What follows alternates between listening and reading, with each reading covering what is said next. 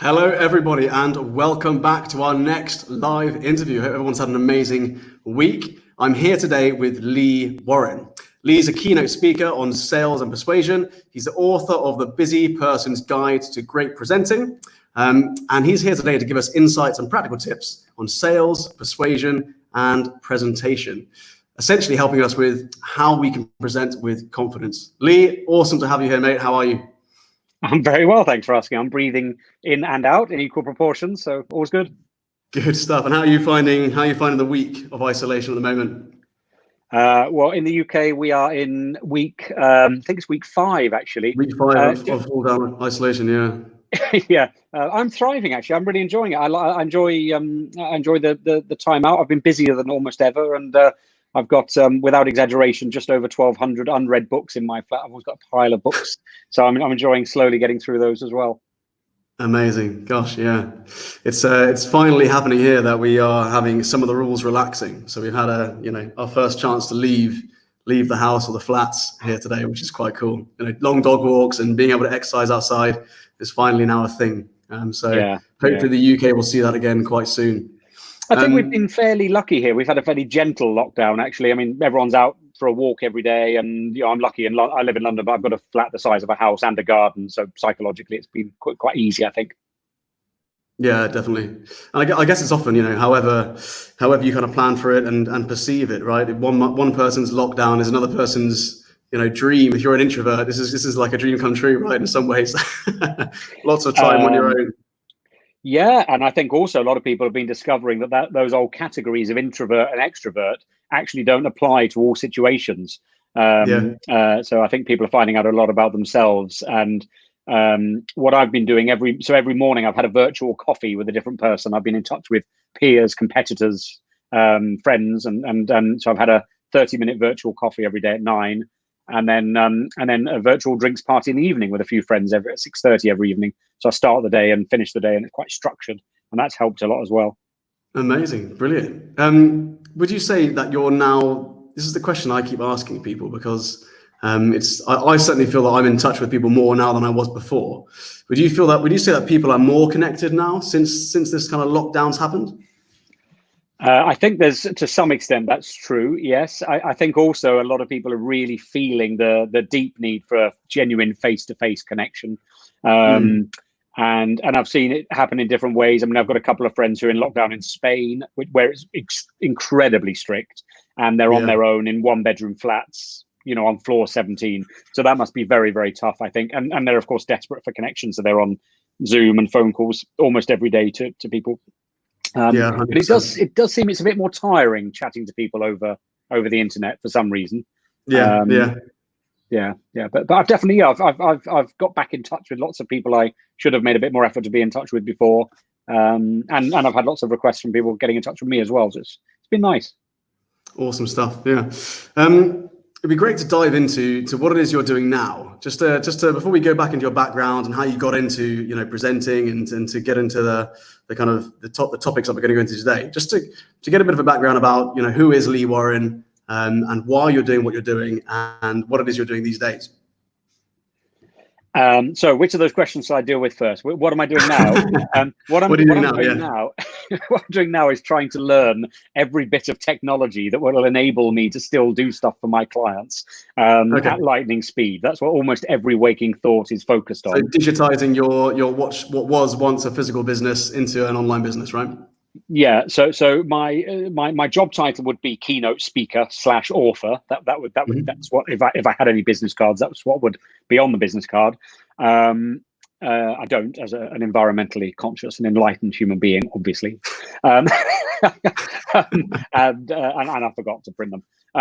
But so all of my work was in speech marks, the real world. So all of my clients would pay me to either turn up at conferences, walk on stages, speak into a microphone, walk off again, or occasionally facilitate workshops and so on. So it was all online.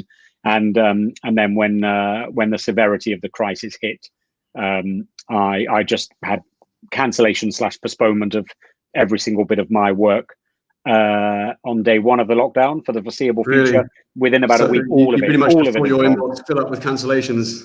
Oh, I could. I mean, in real time, I could see it coming in. and I'm lucky. I've got good relationships with my clients, so none of them were just perfunctory. We're getting rid of you. They're all, we're so sorry. We just don't know what's going to happen either. So I had to focus very quickly on how I retranslate what I do for the virtual SpeechMart's virtual world. Yeah. And would you say that you're feeling quite optimistic about this change in your business? I am actually. I'm feeling very optimistic about it personally. I think it's a bit of a balance, because clearly there's a lot of personal tragedy in the world at the moment. And I actually, in terms of my family, I'm very, very, very close to that. My mum's in the highly vulnerable group. She's on medication at the moment. So on a personal level, it's quite a tough thing to go through for me, and I think for many other people. And also on some commercial level, of course. I mean, I think this is really long term. I think anyone who thinks this is over in the near term is probably being a bit of a Pollyanna. So I think that we're going to see some serious shifts in businesses. However, anybody can grow a business in easy economic times, right? We've just seen all of my lifetime almost. We've just seen growth. And it's really easy to grow a business under those circumstances. So I think we'll see a bit of a winnowing. I think we'll see the wheat sorted from the chaff. And in my particular business, my first reaction to all live events being cancelled was, ouch, that's going to hurt. I've got a fairly good business continuity plan in place. But actually what then very quickly happened from some chats I had with clients is a realization from them that they're not going back to live events anytime soon, but they've still got to deliver the stuff that live events are supposed to deliver. So some of that's education, some of that's about culture and keeping teams together and focused and doing new stuff. Some of it's about engaging well with clients. A lot of my work is where clients put on an event and they invite their clients, and often they'll invite me in. So I sort of do something interesting and entertaining for their clients. They've still got to do all of that sort of stuff. They've still got to keep their clients on board. And interestingly, they've still, at the moment, at least, got the same budgets for those kinds of things. And previously, those budgets would include hotels, travel, food, printing, all the agendas, all of that stuff. They don't have to spend anything except, a Wi-Fi connection and my speaker fee. So I am optimistic about it, actually. Yeah, brilliant. And I completely agree with what you said when you said that, there are a lot of people out there who think this is going to go back to normal quite quickly.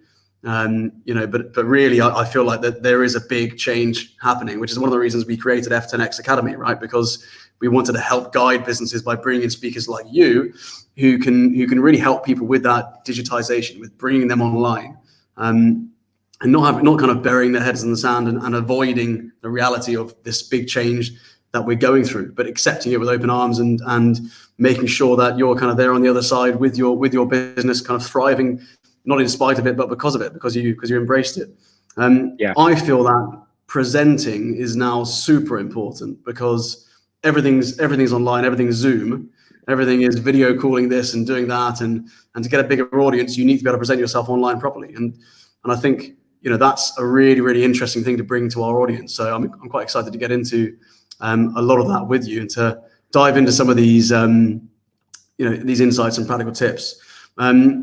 In terms of everything you're teaching at the moment or going through at the moment, do you feel that it's easy to present online? Can you present over the internet as a presenter?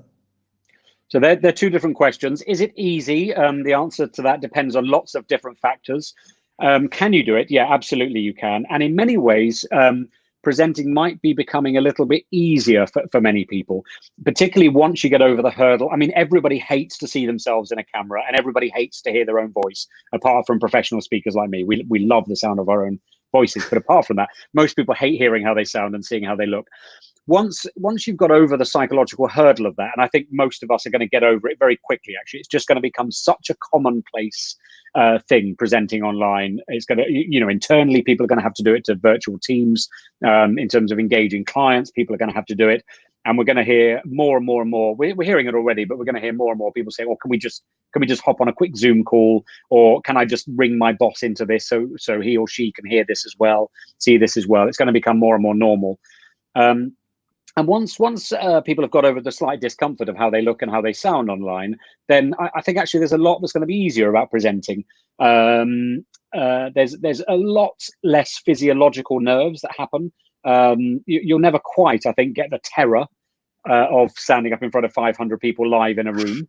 online. You just don't quite. You do get a bit of it, definitely. I still do, but you don't get quite that almost debilitating, gut-wrenching nerves that you do in live events. So for many people, it will become easier. I think the quality of questions will get better very, very quickly as well. So anybody who presents regularly will be very familiar with the person who puts their hand up and says, "Oh, this isn't really a question; it's more of a comment," and they just grandstand and talk. And you don't get that in virtual chats online so much, because people are typing their questions in. Those grandstanders don't really have time to type their questions in. So a lot of things will become easier. Really, really interesting. I hadn't actually thought about that. The quality of questions improving. I definitely say that's true, especially if you're hosting, because you can select questions you think would be the ones that were needed the most in the conversation.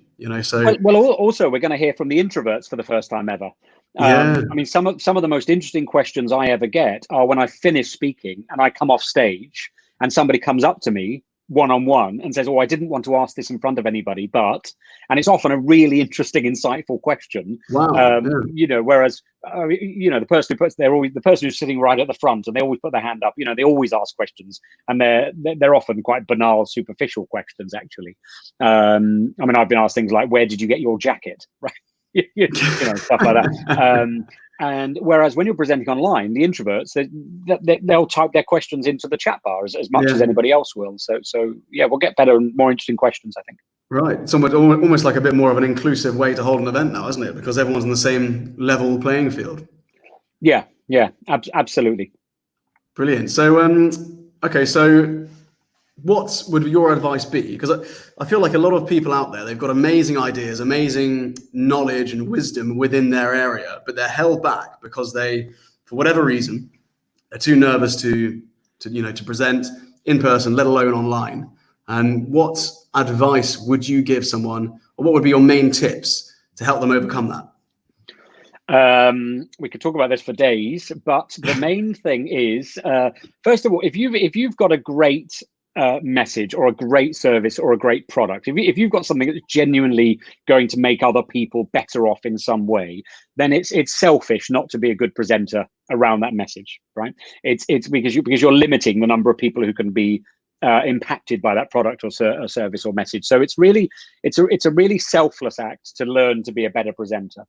And I've worked with lots of, about 70% of my work is speaking, and then about 30% is running workshops around people either getting better at sales or getting better at presenting their messages. And when I work with people in little workshops or one-on-one, over and over again, I find that people need to make that transition. That it's actually selfish to keep this all to themselves and to say things like, "I'm too nervous to present this message." And then the second thing is, a lot of people think that presenting is about information, giving other people information. And if you think about it very carefully, presenting really is one of the worst ways of giving other human beings information, because it's stressful, it's time consuming, it's often nerve-wracking. It takes a bit of effort to get people together, even online. It takes some organization to get 20 people into a Zoom call and present a message to them. People forget half of what you say. They'll make judgments based on how you look and how you sound rather than on the rational nature of your argument. So presenting really is a terrible way of giving other human beings information. If you want to give people information, you send them an email or make a brochure. But what presenting is terrific for is affecting people with information. Right? It's brilliant at getting people to pay attention to information, or to give priority to information, or believe and trust information. That's what presenting is really terrific at. And so one of the big shifts I always ask clients to make, and I have to make for myself over and over again in a presentation, is to say to yourself, okay, when you're giving your audience your presentation, what do you actually want them to do as a result of it, rather than what do you want them to know as a result of it? Because if you say to yourself, what I want my audience to know is A, B, and C, well, you'll never really know whether you've achieved that goal, right? You can't measure it. You can't see it happening in the world. And also people can learn something without being affected by it, or without changing their behavior. Whereas if you ask yourself the question, what do you want people to do as a result of your presentation? Well, then you often come up with quite measurable, visible things that change in the real world. And that can very often drive people to create a better presentation, to have a bit more energy in their presentation, and lots of very interesting things spread out of that. So, for example, quite often in a sales presentation, if I'm working with somebody on a sales presentation, I might say to them, what do you want the audience to do? And they'll say things like, well, we want the audience to buy our service or buy our product. And so I say, okay, well, will they do that at the end of this one-off presentation? And they said, no, of course they won't. You couldn't do it in one presentation. Okay, so what do you actually want them to do then as a result of this presentation? And that starts to become a really interesting conversation. And the answer to that conversation will often be, well, we want them to actually to agree to a second presentation. Right. Okay. Well, what has to happen for the second presentation? Oh, they have to go off internally and they have to get buy-in from someone more senior. Okay. Well, that's a measurable, visible goal. So this presentation is not about talking about how wonderful you are, and it's not about selling your product. It's about convincing the people you're talking to that they should go and talk to somebody else, and to give them enough interesting phrases and ideas and visuals that they can then get enthusiastic and sell you to somebody else. And that then becomes an entirely different presentation from just, we're going to walk in a room and tell people how wonderful we are. Yeah, totally. And I guess for a lot of events companies, they're going through what they've always done, and they're not necessarily thinking about the exact goal of that individual presentation, right? So that adds massive clarity. Really, really interesting. So always go into your presentation with a goal, even if it's not to try and make a sale, or it's not to sign up to something and pay something that day. There's always a goal in mind, even if it's quite a soft goal, right? Absolutely, because there's no such thing as a good presentation, right? There's only the right presentation for the right audience. In my book, my award-winning international best-selling book, I'd like what are the chances that you'd have it right there? I can't get rid of them. I've got thousands in this room. What I try to do is lay out. So the title of the book is The Busy Person's Guide to Great Presenting, and the reason I gave it that title is that most people who have to present, so whether that's people internally at corporates or business owners, most of us don't actually have a lot of time to give to presenting, and because we don't have a lot of time to give to it, we can often devalue its importance. Whereas frequently, and particularly with business owners, if you ask business owners where their work comes from, over and over again, people say it comes from personal contacts, a one-to-one connection, being in a room with other people, being able to get a message across. That's much more likely, or and now in our digital age, from video, from getting a message across on video, that's much more likely to be true than, we put something up on a billboard and somebody wrote our phone number down on a motorway and phoned us cold. And so what I tried to do was to break the structure down so that it would be really quick and easy for people to get much better presentations. And the goal is the very first chapter, when we start talking about the structure, is getting clarity on that goal, because it really shifts how you perceive presenting, and it shifts your efficiency as well, because once you've got the goal clear, then everything else in your presentation can be shaped by the goal. So you say, well, should I use slides or not? Well, what's the goal, right? How long should my presentation be? What's the goal? Should I bring somebody else in? What's the goal, right? I mean, everything gets answered by that question. Wow, brilliant. Yeah, really, really interesting. So the next step, or the next tip. So there's a little acronym around which I built the book, and that's MAP, M-A-P. So I wanted it to be a map for great presenting. So the M stands for message, and although it may sound a bit banal, you've got to have real clarity on what your message is. And the message is for the audience, not for you.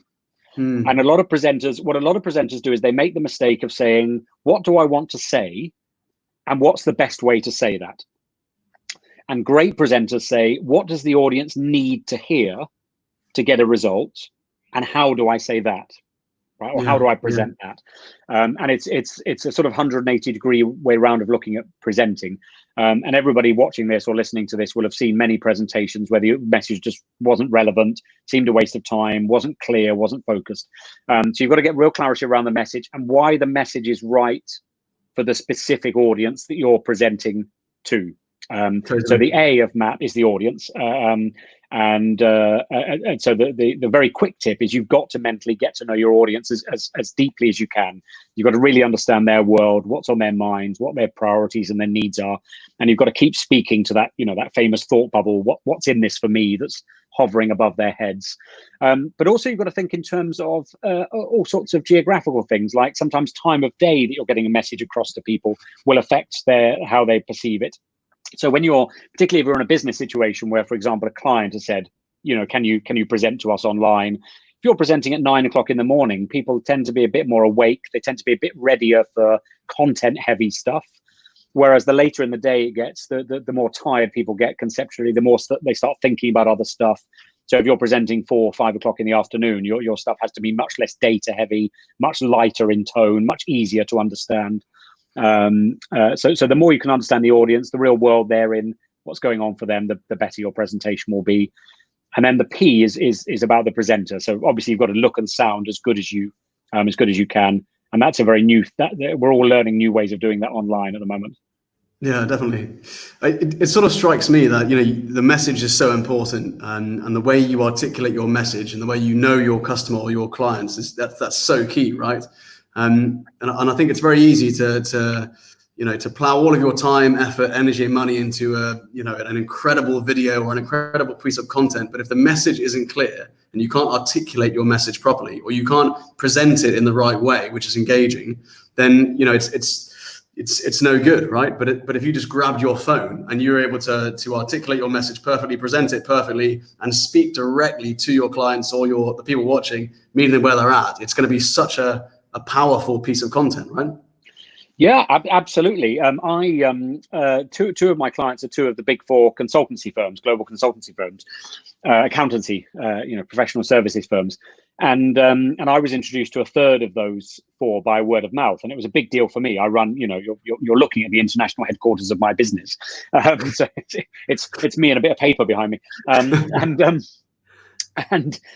so I took this very seriously. It's a big deal for me, and I got a meeting with, and it was a partner of the firm I was introduced to, and we arranged a meeting. We got a sales meeting together, and I went along, and I was very aware. The introduction was, this person will never use you himself directly, but if he likes you and is happy to recommend you internally, it'll be a shoe-in into the business. So, take this meeting seriously.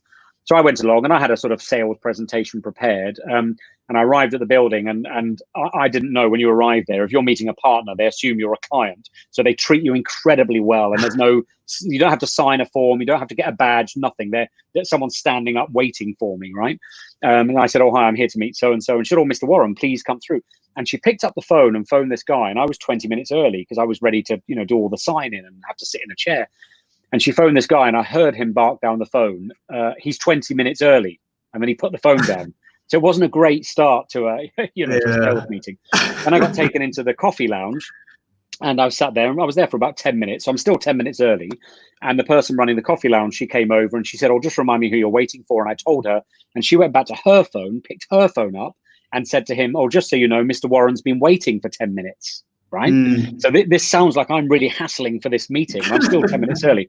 Anyway, I got a message back from him, said he sends his apologies. He's going to be running a few minutes late. And I said, of course, fine, don't worry. Anyway, I took that time to try and get real clarity for myself. I knew I had a fairly decent message anyway, but I asked myself that question: what do I want this person to do as a result of this presentation? And the answer was simply, I want this person to know enough about me that they can recommend me, that he can recommend me internally. And so when he eventually arrived, he looked a bit stressed and he didn't really want to meet me, and we went into a meeting room, and he said, and he was quite tense, and he sort of folded his arms, he said, okay, what have you got for me then? And this was now about 20 minutes into our meeting time. So he was running 20 minutes late in his day. He said, what have you got for me? And I said, well, look, I've got a presentation I could talk you through, and I've got some brochures I can show you. But fundamentally, a good result for me would be you're happy enough knowing about me that you're able to refer me to people internally. And this guy sort of visibly melted, and he said, is that it? And I said, yeah, that's it. That would be brilliant for me. And he said, oh, right. Okay. So, well, I've looked at your website. Tell me about a couple of our competitors you work with. What sort of things do you do for them? And we chatted for about 10 minutes. And at the end of that 10 minutes, he said, okay, yeah, that sounds great. I'll get my EA to send you some names with my blessing. And would you like a coffee? Right. So this guy who'd been 20 minutes late, didn't want to meet me, he had nearly half an hour of his day back. Yeah. Because we'd had this really quick 10-minute chat. Said, would you like a coffee? I'm not completely stupid. So I said, no, I've had one. I'm fine. I'll get out of the room. That company's still a client to this day. Amazing.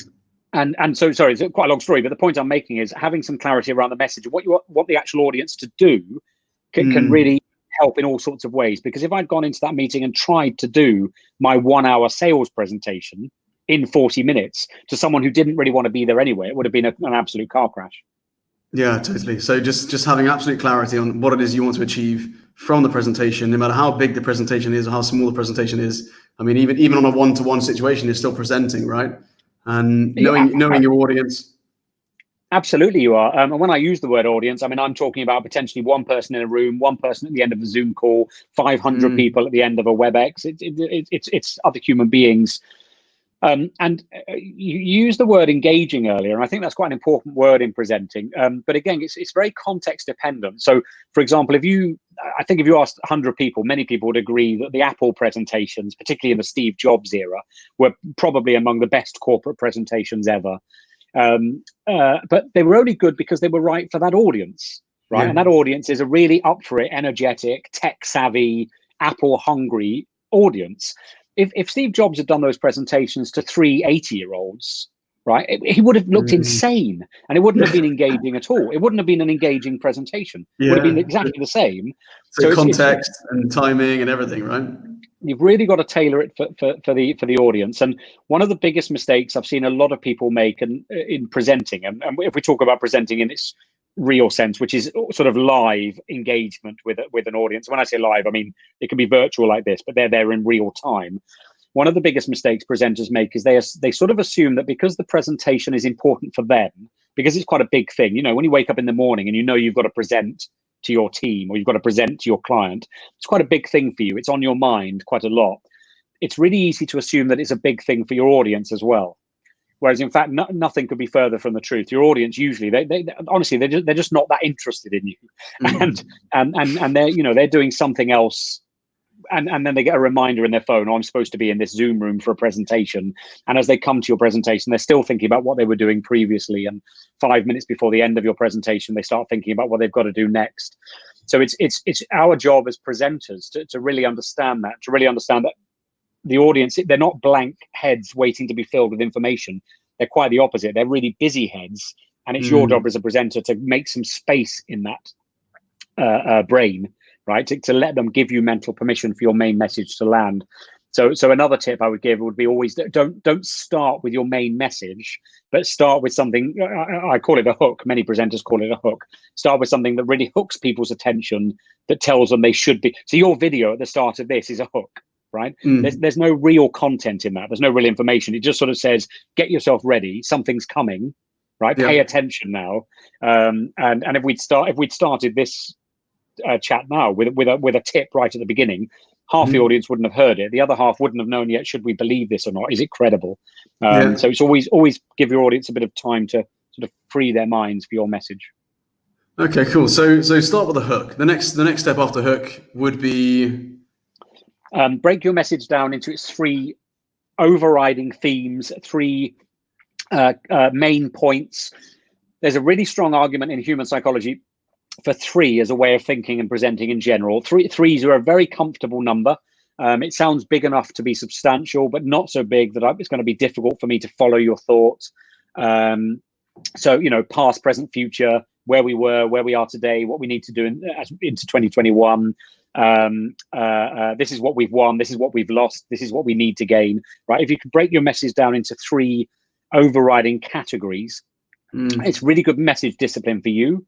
It makes it very easy to remember your presentation. So if all the tech fails, if your notes fall on the floor, you know roughly where you are in the thread of that presentation. And then what I try and do in my own presenting, and I often recommend this to others, is to make sure that for each of those 3 points, you've got a story or an anecdote, you've got a piece of data or a piece of real evidence, and that you've got something that tells the audience why the point is relevant to them. Yeah. All right. So, for example, I told you my story about meeting the management consultant. If I was doing a big official presentation, I would possibly follow that up with, I'm making this up, but some bit of research. I might say 74% of people who had a clear goal actually achieve their sales targets, right? I might make that up. So I'd follow that with a bit of data. And then the data, I use the word sales. So if it was a sales audience, I talk about sales. So it's obviously relevant to the audience. If it was a marketing audience, I might choose a bit of data that's relevant to marketing to make sure that it's relevant for the audience. There's something really lovely about 3s. Also, when you tell an audience, we're going to cover 3 main points today. Audiences relax mentally because what they're hearing is, I don't need to work very hard at this. You're the presenter. You've done the work for me. You've made this easy for me. And therefore, I'll give you some of my time and attention because it's not going to cost me very much and it's not going to be hard work mentally. Yeah. Presenters who don't have or appear not to have any sort of structure to the presentation, or it just seems to be a sort of garbled stream of facts, switch audiences off very, very quickly because audiences think this is hard work. This is hard work. I've got to make an effort to find out why this is useful and relevant to me, and they won't do that work for you. Yeah, completely right.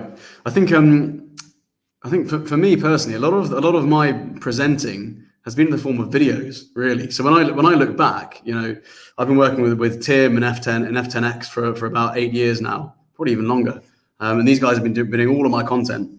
And I've probably done more presenting to camera on videos for social media content, all that sort of stuff, than I have on stage, right? And I think you kind of get used to doing a certain type of presenting to a certain audience. And I think the benefit of that for me has been the ability to watch it back and make corrections.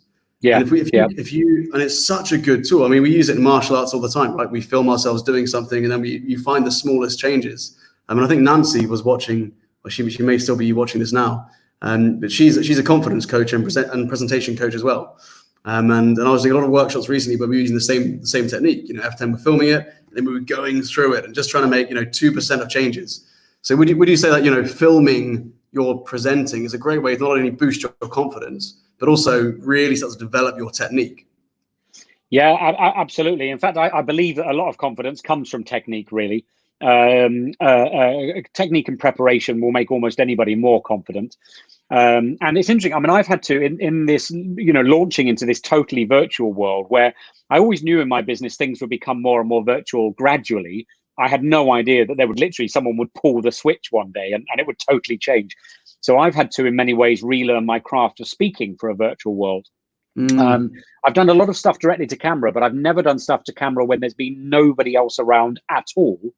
Yeah. As at the moment. So there's always been a cameraman or a producer or a director. And even then you're getting a little bit of live feedback, a little bit of live calibration. Yeah, something you can kind of bounce off the energy you kind of use in the room, right? Absolutely. And it's why I've been doing some stuff with clients at the moment on presentations online. And for nearly all of them, I've asked them to get 1 or 2 other people in with them, because it's really hard, unless you're a skilled broadcaster, and you've done it a lot, it's really hard for an individual, certainly in a presentation where they're just giving a message out, to keep the energy going. It's once you get someone else in, the energy just increases instantly because you've got something to bounce off. So one of the things I've been doing in my own presenting is I've been recording everything I've been doing online, and particularly recording and trying to do it with apps where I can see a lot of the audience. So Zoom's very good for that. And then I've been watching the presentations back, but not watching myself so much as watching how the audience react to what I'm doing. Because a few things have become very obvious. So, for example, jokes don't work online. They just don't work. Yeah. Humor does. Humor still works. Did you find that out the wrong way? I found that out the hard way, yeah. I mean, I've been a performer all my life, so I've got fairly decent performing instincts. I know what it's like to walk on stage and get an audience on side. But the virtual world of performing is totally different. So humor works, but jokes don't. And also, in my speech marks real world presenting, I find it very easy to engage with people individually. And I'll often ask people, even in a big audience, and I've got some fairly humorous things to do with an individual in the audience that's not threatening or intimidating. It's just fun and everybody likes it. Not online, they don't, because it just doesn't work. It just doesn't work at all. Feels like you're bullying someone. Really? Yeah, it does. It does. This is something I've got to be quite careful with, because whenever I'm doing a workshop or I'm on stage, I don't know what it is, but I try and inject humor into quite a bit of what I do. I think it's just a natural, maybe just my personality coming out. Once I've got over the fact that I'm relaxed and I'm in a flow, right? I just start to bounce humor off with the audience. But when you start to bring that online, it just feels like you've got a very tough crowd. And I completely agree, right? It can come across as if you're almost alienating people if you're doing it the wrong way, right? Yeah, absolutely. And that was true in the real world as well. It's tough. It's tougher online. The closest thing I can compare it to is doing a live keynote to an international audience where much of it is being interpreted for them. And those all keynote speakers will say the same. I think most keynote speakers find those the most difficult gigs of all to do, because you've got this weird thing. You sort of say something, and whether it's humorous or whether it's very profound or whatever, you get this sort of weird wave that goes through an audience where some people react instantly, and then some people about 7 seconds later, and then some half a minute later. And it's one of the things all keynote speakers have to get good at doing is dealing with that kind of energy. And being online is the closest. But sorry, to come back to your original point of, is it good to record yourself? I think it absolutely is. But with one caveat, which is presenting is not, your presentation is not for you. So it's always for the audience. So don't get too hung up about your style, if you like, because most audiences don't care very much about your style. They care about whether what you've got is very good for them. And in fact, in much of the world, we reserve a particular kind of contempt for people who are very slick in their performing style, but the message is not good. The message is crappy. Right? We don't like those people. So we'd much rather, I mean, if you had to put it as extremes, we'd much rather deal with someone who's a bit unconfident and the lighting isn't quite right, but what they've got to say is so pertinent and so relevant to our world that we can't help but be carried along. Most of us would much rather go for that presenter. So I think it's right to watch yourself back, but don't get too hung up on yourself. Keep thinking about, is it right for the audience? That's why I watch the audience's faces rather than mine to coach myself. Very interesting. I completely agree with you with that. And I think it just makes the speaker look more relatable, and, they can kind of relate to them because they're not highly polished all the time. Do you know what I mean? It's like, obviously you got to do your best as a speaker to come across professionally, but like these interviews, right? They're raw but real, and hopefully that makes them pretty authentic. I mean, now and again the mic cuts out, the video cuts out, but the message and the content, it's from amazing people like yourself. So, for me, I think that's really important. I think people gravitate towards that. Do you know what I mean? Especially now at this time when people want that kind of connection. They don't want something which seems too distant. They want something which seems real. I totally agree with that.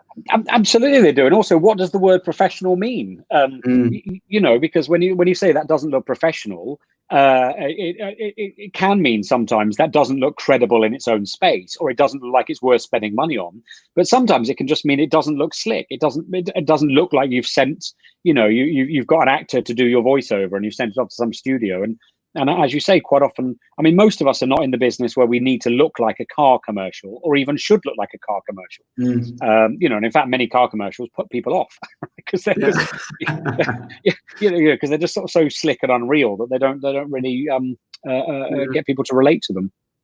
It was really interesting what you said as well about the audience is thinking about how you can help them. I think one of the things I used to get quite nervous with public speaking until I just did it over and over and over again. And I think one of the things that really helped me was I read somewhere, or someone said to me at some point, the reason you're nervous, and let's face it, nerves and the whole idea of getting nervous when you're public speaking is like a deep-rooted primal fear of social rejection, right? And people say it's scarier than death. They'd much rather die than have the social rejection on public speaking. But really, if you can convince yourself that this is nothing to do with you, and it's only about the impact you can make to the audience or the person in front of you, and you make your whole message just about giving value, I think it makes it so much easier to put yourself out there, especially online where you've got, faceless people on keyboard warriors and trolls. And I think, you just sort of avoid getting hurt by that if you feel it's all about giving value, right? How can you be hurt by that? Yeah, absolutely. Couldn't agree more. And also, whatever you do in life, some people are going to dislike you for it, right? I mean, if I leave my flat and walk to the shop, someone's going to hate me between here and walking to the shop, right? So someone's going to look out of a window and think, why is he wearing that? Or why is he out for a walk? Do you know what I mean? You can't even go for a walk without someone disliking you. But also, you're right that where nerves come from. I think the other thing is, I think it's quite important not to lie to yourself when you're presenting to try and cure nerves, because you can sort of, you don't want to suppress them, because nerves are actually a very natural, and they can be a very enabling thing. And so one of the things I find most useful, I do this myself, and I go through it with all my clients, is to have a little, I call it a 30-second warm-up. It's just a little mini ritual to get you into the right psychological and physiological place to present. And the first part of that is to say to yourself, I'm feeling nervous. And then to name it, to name how it's manifesting itself. So that may be, or my hands are shaking, or my throat feels really dry, or my heart's beating fast. And the minute you say it out loud, it slightly takes the edge off it, right? Really? Sort of saying to yourself, I shouldn't be feeling like this. I should be feeling ready to go. It can often make the nerves worse. So acknowledging them. And then the other thing is to then have a phrase I use for myself always. I always say out loud that there probably isn't a tiger in the room, because this is what your body's getting you ready for, right? I mean, mammals. One of the things all mammals do is they move in groups. It's older than human beings to be part of the pack. And so the minute you step out of the pack and you sort of get everyone to turn around and look at you, you know, your whole body's saying, well, what's behind me? What are they looking at? What do they know that I don't? And if a tiger's there, it's going to get me before it gets them. So, and that's why my heart's beating. It's getting me ready to run. And that's why I've got blood in my face, because it's, sorry, that's why I'm shaking, because of the adrenaline, and blood's moving around to protect my internal organs. And the minute you say out loud, there probably isn't a tiger in the room, it's sort of, again, it just slightly takes the edge off it. It slightly puts it into perspective, I suppose. It's just a presentation. You're not going to get eaten. No one's going to die. And then I get clients to do a couple of things. So one is to do a little gentle M sound, because breathing is quite important these days, apparently. So like you're sort of sinking into a hot, warm bath. So it's like a little gentle M, not when anybody else is around, do it privately. But what it does, it does two things. It's quite a reassuring sound. So it's sort of psychologically quite calming. But also what it does is it sort of wakes your voice up a bit, makes your voice a bit more resonant. People who are good presenters tend to sound quite authoritative. They tend to sound quite resonant, their voices. People who are nervous and tense, their voice isn't so resonant. So you just want a bit of resonance, bit of warmth at the front of your face. And then I always do it myself. I get people to say the first line of what they were about to say out loud, because you want to do that before you start presenting. So just before you go live online, just say out loud, "Good afternoon, everybody. Thanks for tuning in today," whatever it is, because you don't want to start with a "Good afternoon, everybody. Thanks for tuning in today." Yeah, that's the worst nightmare, right? To start with to sound as if your voice is breaking on your first line, or start with a bit of a squeak or something. It'd be terrible, wouldn't it? Yeah. Partly because it makes you feel bad, but also because it sort of reduces your credibility for the audience, and you've then got to do a lot of work to get that credibility back. Yeah, definitely, completely with you. It's interesting when it's basically anchoring, right? What you're talking about with these different things that you ask your clients to do. One of the things I used to base jump a lot, and that was jumping off cliffs with parachutes and that sort of stuff. And I had an amazing mentor who used to say to me, while we were on the ground, before we were on the mountain, to stand on one leg and to slow my breathing down. And if I could do it on the ground, I could do it on the edge of a 3,000-foot cliff where my knees are shaking and I literally can't control my breathing, to stand on one foot and slow your breathing down. And suddenly, you feel like you've got control of your body. You feel like you've got control of your senses, and that breathing does just slow down everything. And even if you feel that during a talk, I find that if you just pause for a moment, not for too long, so it looks a bit creepy, but if you pause for a moment and have a big breath and slow your breathing down, it almost looks like it's kind of part of the plan, right? And it gives that kind of authoritative moment of pause, which shows everyone you're in control of this. Yeah, absolutely. And what I do, and what a lot of presenters do, and in fact I do it on virtually as well, is always have a drink with me. Always. Not that's not an alcoholic drink in there. It's coffee. That's not what you told me, Lee. Coffee or water. And a real pro tip is have it in this is my own branded reusable mug actually, but have it in have a lid on it. Can you show us the branded? Yeah, they look good, don't they? This is a slightly knackered one because it's been been washed up a lot. But the serious point is have a lid on it, or do it in a sports bottle, so you're not going to spill it on yourself. Yeah, but the main reason for having it is you want to stay hydrated, but also it forces you to pause, right? Yeah. You ruined it. You ruined my pause. You couldn't hold it. But it does, and so it's a good thing to do because it forces you occasionally to slow down, to take a breath, and that can be quite a calming thing to do, exactly as you say. Yeah, definitely. That's one of the things Tim would often say to me, or Nancy on here when they see me do a workshop. Sometimes I'm like, "Brrr," really speaking so fast, getting so much out there. And I sent it to one of my friends, and they said, "Is this sped up?" It literally looked like it was twice the speed. So one of the things I was working on with presenting was slowing everything down, right? And it's funny, Yeah. sometimes the less words you say, the more people listen. And it's like the words become more valuable because you're using less of them. Yes, there's a wonderful fake TED talk. Have you ever seen it about how to do a TED talk? Oh, no, I haven't. No. It's great. It's a wonderful pastiche, and one of the phrases he uses is something like he basically the exact words are something like, "What I'm saying is banal, but saying it slowly makes it profound." And it's rather wonderful when he thinks the Mickey. I think that is true, but again, I think what the mistake a lot of presenters make is they think if they change their style, they'll become a better presenter, right? And so little of presenting is about your style, because your style comes from who you are and what your message is. And the best way to become a better presenter is to get a better message and to make it more relevant to the audience. And I've seen loads and loads of people, in fact, the majority of people, I think, who say, "I want to be a better presenter." And I often say, "What does that mean to you?" And they'll always say things like voice and body language and eye contact and things like that. But those things really are the icing on the cake. They're not unimportant, but they are the least important things in having a great presentation. You can watch many people who've got really, life-changing messages sometimes, or just brilliant, interesting business messages. Who they're not that great. They get things wrong. They stumble. They speak too fast. They forget what they were going to say. But because the message is right, and because it affects you as an audience member, they're great presenters. So I quite often encourage people not to get hung up too much on style. You need the substance. Yeah, definitely. And I guess your style and your personality is what makes it kind of unique and what makes you relatable and people attracted to you, in your talk in the first place. Really, we've got a bunch of questions here, guys. If you've got any questions at all, feel free to type them in. If you look on the right hand side, Lee, you should be able to see all these questions coming in. I see none at all. You see none. You can. I thought we were all alone. Yeah. Do I need to click anything? I see. Oh, hang on. Maybe do I click on live comment? Leave me. I can take care of it. Don't worry about live. it. So no, I see it. I see it. Yes.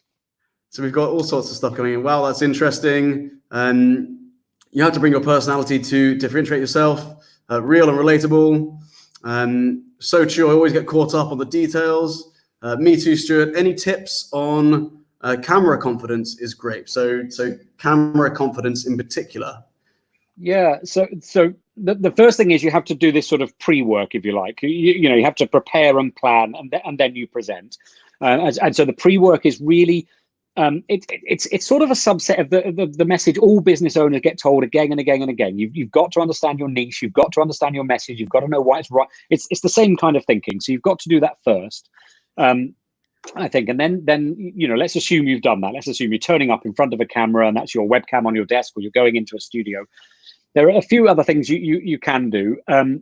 It's a bit different if you're live or if you're recording to a camera. So let's assume what perhaps for many is the most stressful, tense situation, which is going live. So in other words, you can't take it back, you can't re-record. First of all, you've got to stay with the lens. All right, that's one of the things that will make you in contact with the audience. Will help an audience to like you. If I'm presenting and looking at myself, which I'm doing now in the webcam, it looks to most audience members probably like I'm not now in contact with you as a presenter. Whereas now, if I've got this right, I don't know what this software does. Is that right, Seb? Do I look like I'm looking at you now? Yeah, the second you look at the lens, yeah. If I look at the lens right now, I'm looking directly at you, right? Yeah, exactly that. And far too many. And also what happens then is you sort of feel, it's a funny thing to describe, you feel like you're much more in contact with the audience. So that can help you feel a bit more confident. In order to do that, what a lot of people do is they stick something next to the lens. So a little Post-it with a smiley face on it or something like that. Or any picture that you like. And I've seen some really outlandish things in broadcast studios stuck next to the lens. But anything that sort of puts a smile on your face will help you a little bit. The next thing is, I don't recommend generally scripting things. It's very, very rare that anybody can learn a script and come across really well with a script.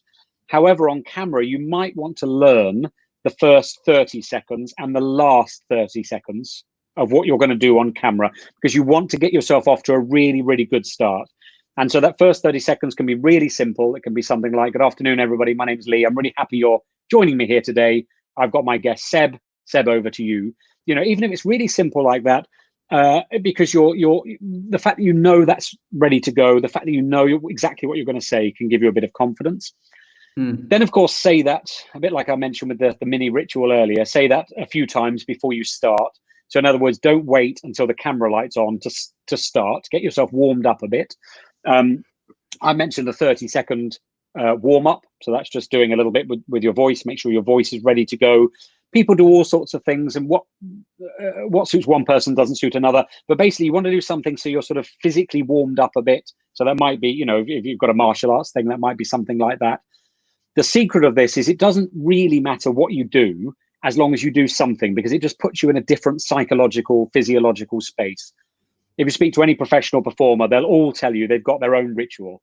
So some of them sort of walk around a bit mumbling, some of them jump up and down, some of them stroke a curtain at the side of a stage. So have a little ritual that gets you into the space. And then the last thing is, and I do this a lot of people do this, is present in your mind to one person. And this one person is someone who needs to hear what you have to say, and they're loving every second of it. All right, just present to one person. Don't try and present to 100 people in your mind, because you'll get really nervous about that, or more nervous, and your messages and your way of speaking will become a lot more bland. You're speak to your biggest fan, basically. This person, he or she. Yeah. Wow, that's amazing.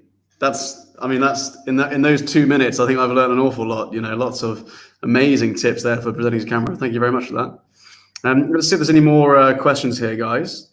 We got, hi Lee and Sebastian Bates. Do you have any tips about how to be confident in front of the camera? I suppose we just covered that one with loads of tips there.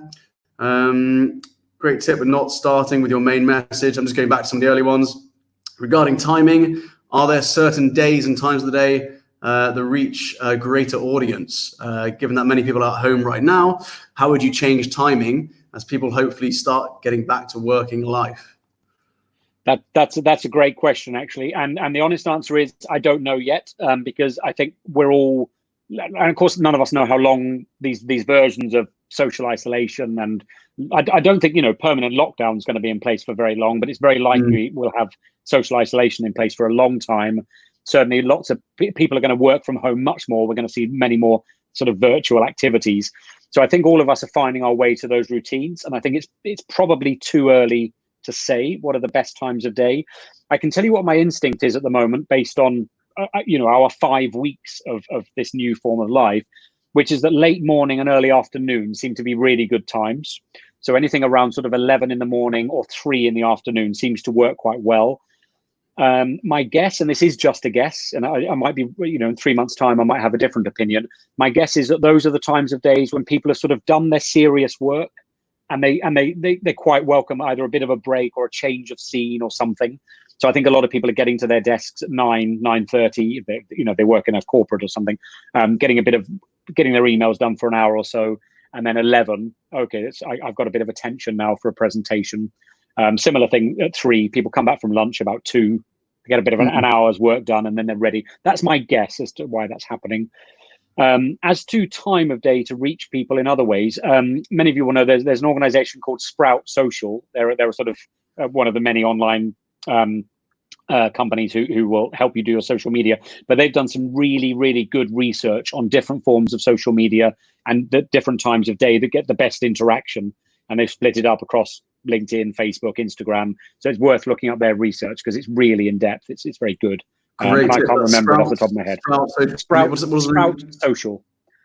Sprout Social. Brilliant. Yeah. Great tip. Sprout like the vegetable, social. If you type in there, I mean, they've got loads of research. Of course, they always want to sell you their software, but the research is really good. Brilliant advice. Got a quick question here. I see you have a solid color background. How essential is that when presenting? It's not essential at all. It's a great question, and I did this deliberately for today. because I wanted your viewers to see the impact of a solid background. I think, again, it comes back to this question of how do you affect the audience? How are you affecting the audience? What reaction do you want to get? Behind this solid background is my bookcase. I'll show you, because I can just lift this paper up. I don't know if you can see it. If I roll it up. Here we go. Give me 1 second. Oh, yeah. Can you see that? Brilliant. So it's a little bit untidy, but basically I can choose a different, that'll all roll down in a second. I can choose a different style of background. So if I'm having, for me, this is actually really authentic, this background, because it's my genuine background. I read, I love books, I read books a lot. It's got my printer, actually it's slightly out of shot, I think. So it looks a little bit untidy. So basically you can change your background to suit either the mood you want to set or the kind of audience that you've got. So we may as well stick with this one now. It looks a bit untidy. One thing I did want to mention in that regard also is if you are presenting seriously. So what I've been doing recently is a lot of keynotes for my clients. So effectively they're having online conferences. So they're saying, we've got, our 50 strong sales team, we're getting them together for a day. Could you do an online keynote for 40 minutes? Now, if I had this background at the moment, that would be really irritating for a 40-minute content-led presentation. So I'd bring in my plain background for that. And I use Zoom a lot, so I use virtual backgrounds and I use some words and some visuals on that as well. So I need a plain background for that to work. But the other thing is sound quality, and I use this. I haven't used this for our recording today. I use my AirPods. This is a Rode microphone that's got a little headphone adapter at the end, so it plugs into anything that's got a headphone socket, and it gives you broadcast quality sound. And if you've got an important presentation, put it on, somewhere up here on you, and it almost sounds to other people like you're standing really near them and talking and reassuring, lovely tones. So it gives you a really good microphone quality. Brilliant, amazing tips, really, really useful. Got a good question here from someone here who spends more time behind a camera. I've noticed a lot of people on camera getting confused between presenting and acting. Any advice or insights to help differentiate this? That's a great question, actually. Yeah, and it sort of comes back, I think, to my comments about the difference between style and substance. And by and large, obviously this isn't true for everybody, but by and large, the minute someone sort of starts acting or performing, they can often appear inauthentic. It's why I don't recommend learning scripts, because you want to really be yourself. So I suppose my main bit of advice on that would be don't do it. Presenting is not a performance, right? Presenting is a form of communication. It's a form of affecting other human beings. So it's often not best viewed as a performance. You've got this message and you want to get other people to change their way of thinking or change their way of behaving because of your message. Now that way of behaving might be very, very simple. It might be that they ask you a question. It might be that they go away and recommend you to somebody else, or it might be really profound. You might be trying to get someone to really reevaluate how they're working at the moment or how they view where they are in life. But you always want to get a change in people, and you don't need to act to do that. And you don't even need to give a performance to do that. You just need to get that message into their heads. Brilliant. Absolutely amazing. Lee, I really, really enjoyed having you on the last hour. Some amazing insights. I think you've certainly helped our community out massively, so really appreciate it. If anyone here wants to learn more about you or get in touch, could we see your book one more time? I'd love to share that book. Of course we can. Look at that. What a masterpiece. The Busy Person's Guide to Great Presenting. Yeah, genuinely award-winning, by the way. It was the highly commended finalist last year at the Business Book of the Year Awards. I was very, very pleased with that. Congratulations. Yeah, thank you. I put on a bow tie for the ceremony and everything. So guys, look for that book. Any other way that anyone can get in contact with you? Can I tell everyone the story I told you earlier? Go on then, yeah. It was so funny. I don't mean this for your audience. I did a sort of podcast thing 2.5, 3 years ago, and it wasn't my market. I just sort of did it because the person running it asked me if I'd do it. And at the end, he said, "How can people get in touch with you?" And I said, I was a bit flippant. I said, "Oh, actually, I wish they wouldn't. Honestly, I'm really busy at the moment, and I don't need loads of inquiries. If anybody does want to get in touch, you type Lee Warren speaker into the internet, you'll find me." Amazing. Lee, thank you so much for coming on, mate. Really appreciate it. My pleasure.